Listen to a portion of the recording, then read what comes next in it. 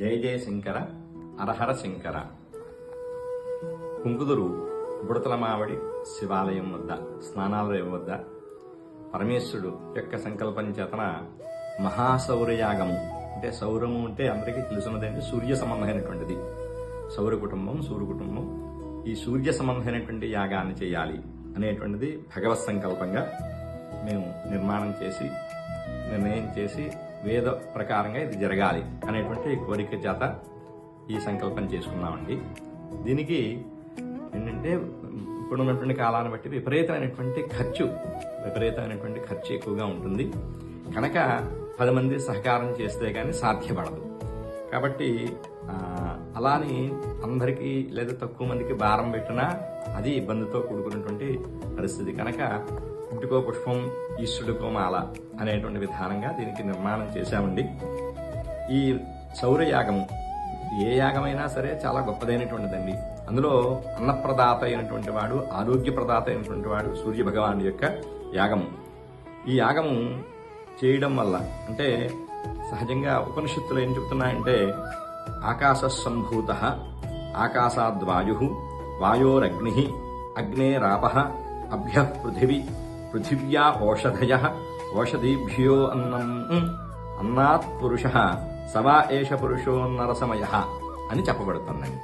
అంటే ఇదే అంటే సహజంగా ఏంటంటే ఆకాశ సంభూత, జీవుడు ఆకాశంలో ఉండి అక్కడి నుంచి వాయువు ద్వారా ఆ వాయువు అగ్ని యొక్క సంసర్గం ద్వారా ఆ అగ్ని వాయువు యొక్క సంసర్గం వల్ల వచ్చేటువంటి ఆపహ అంటే నీటి ద్వారా ఆ నీరు వర్షమై పృథివీ మీదకి వస్తే ఆ పృథివీ ఓషధి రూపంలోనూ అన్న రూపంలోనూ మనకి పంటలను అందిస్తే ఆ పంటల్ని ఆ జీవం తింటే అంటే జీవరాశులు పురుషుడు మనుషులు అవనండి, జంతువులు అవనండి, ఇంకోటి అవనండి, పక్షం అవనండి, ఏ జీవైనా సరే ఆ అన్నాన్ని ఓషధిని తినడం ద్వారా తద్రీత్యా ఈ యొక్క విశ్వం అంతా నడుస్తుంది, సృష్టి నిలబడుతుంది.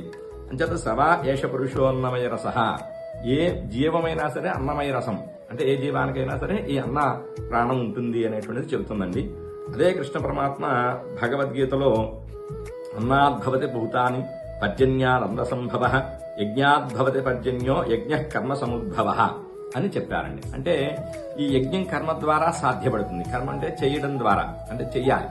యజ్ఞానికి కావలసిన సంభారాలు, యాగశాల వేయడం, అందరినీ సమకూర్చుకోవడం, అందరికీ భోజనం అన్నప్రసాదాన్ని వితరణ చేయడం, తీర్థ ప్రసాదాలు ఇవ్వడం, మంత్రపుష్పం చెప్పడం, మంత్రాన్ని వినియోగం చేయడం, వేదాన్ని చెప్పడం, ఇట్లా ప్రతిదీ కర్మ చేసేటువంటిదంతా కూడా. అలాగా అక్కడ చేసేటువంటి ప్రతి కర్మ ద్వారా యజ్ఞం సంభవిస్తుంది. యజ్ఞం ద్వారా పర్జన్య ఆ వర్షం వస్తుంది, ఆ వర్షం ద్వారా పంట పండుతుంది, పంట ద్వారా ఆ యొక్క జీవ సమృద్ధి కలుగుతుంది అనేటువంటిది ఔషధ ద్వారా జీవ సమృద్ధి కలుగుతుంది. ఈ యొక్క దీంట్లో అంటే ఉపనిషత్తుల్లో ఏదో చెప్పాడో అదే భగవంతుడు పరమాత్మ కూడా చెప్పాడు. అంచేతనే సర్వోపనిషదోగా ఓ భగవద్గీత. అంచేత సమస్తమైనటువంటి ఉపనిషత్తులు ఆవు రూపంలో ఉంటే అది దాన్ని పిండి అర్జునుడికి ఇచ్చిన వాడు భగవంతుడు కనుక దానికి భగవద్గీత.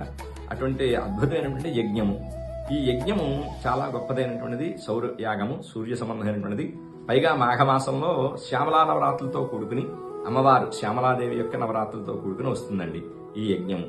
అంచేత ఒక పక్కన శ్యామలాదేవి యొక్క ఆరాధన, సూర్యారాధన రెండు సంయుక్తంగా చేస్తూ అందరికీ కూడా ఆరోగ్యం, మనస్థైర్యం, మనస్సౌఖ్యం, ఐశ్వర్యం, గ్రహదోష పరిహారం సమస్తమైనటువంటిది కటాక్షించడమైనటువంటిది ఈ మహాయాగం కనుక ఈ యాగం చేయాలని సంకల్పం చేసుకున్నాం.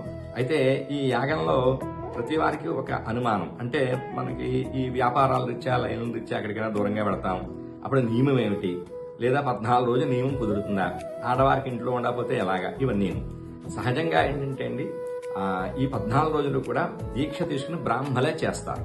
లోక కళ్యాణార్థం చేసేటువంటిది కనుక అందరి గోత్రనామాలు మామూలుగా చెబుతూ అందరి గోత్రనామాలతోటి మీరు ఇచ్చినటువంటి ఆ ధనాన్ని ద్రవ్య రూపంలో మార్చి ఖర్చు పెడుతూ చక్కగా ఈ యజ్ఞాన్ని నిర్వహిస్తారు. కాబట్టి ఏంటంటే దీక్ష అంతా బ్రాహ్మల మీదే ఉంటుందండి. సరదాగా మీరు మామూలుగా 1 రోజు పాల్గొనుకున్నా 2 రోజులు పాల్గొన మీకు ఎప్పుడు అవకాశం ఉంటే అప్పుడు 1 గంట మాత్రమే కార్యక్రమం ఉంటుందని మీ చేత చేయించేటువంటిది, అంటే భక్తులందరి చేత. ఆ గంటలోనూ సూర్య సంబంధమైనటువంటి త్రిచ మంత్రముల చేతన, త్రిచ శ్లోకముల చేతన అర్ఘ్యప్రదానాదులు, సూర్య నమస్కారాలు ఉంటాయి. ఈ సూర్య నమస్కారాలు మళ్ళీ మీకు యోగాలో చెప్పినట్టుగా అన్ని రకాల ఆసనాలు వేయక్కర్లేదండి. కేవలం ఎవరి యొక్క శరీరానికి తగ్గట్టుగా ఆ రకంగా మంత్రం నమస్కారం చేసే విధానం మేము చెప్తామండి. అంత సులువుగా ఉంటుందండి. అందుచేతన నియమం కూడా మీకు సంబంధం లేదు. అంటే చేస్తే 14 రోజులు నియమం చేసేవాళ్ళు ఓపికగా చేయొచ్చు, లేకపోయినా అంతా బ్రాహ్మణుల మీదే మంత్రదీక్ష ఉంటుంది. మీరు మామూలుగా ఏంటంటే కేవలం ఈ యజ్ఞానికి సహాయంగా టికెట్ రూపంలో 3,000 రూపాయలు ఇవ్వడం, అలాగే ఇంకా హితోధికంగా ఏదైనా ఇవ్వాలన్నా ఇవ్వచ్చు, దానికి ఇవ్వకూడదని ఏం లేదని. కాకపోతే ఈ టికెట్ రూపంలో ఇచ్చేటువంటి ధనాన్ని మేము అన్ని వాటికి యాగశాల నిర్మాణానికి ఇవ్వడంత అవుతుందండి. అలాగే అన్నప్రసాదానికి అందరూ సాయం చేసిన అనేక ఖర్చులు, మనకి తెలియనిటువంటి ఖర్చులు బోల్డని జరుగుతూ ఉంటాయి. అన్నీ ఉంటేనే ఇది సాధ్యపడుతుంది. కనుక వీటన్నిటికీ సహకరించి అపోహలు, అంటే మనం నియమం చేయగలమా లేదా, మామూలుగా ఏం తినచ్చో తినకూడదు, ఇలా ఏమీ లేదండి. మీరు ఎలా అయినా మీరు నిత్య జీవితంలో ఎలా ఉంటారో అలా ఉండండి, తప్పలేదు. మీ నిత్యకర్మలు హాయిగా చేసుకోండి. ఈ యజ్ఞానికి రుసుముగా 3,000 రూపాయలు కట్టి దంపతులు పాల్గొండి.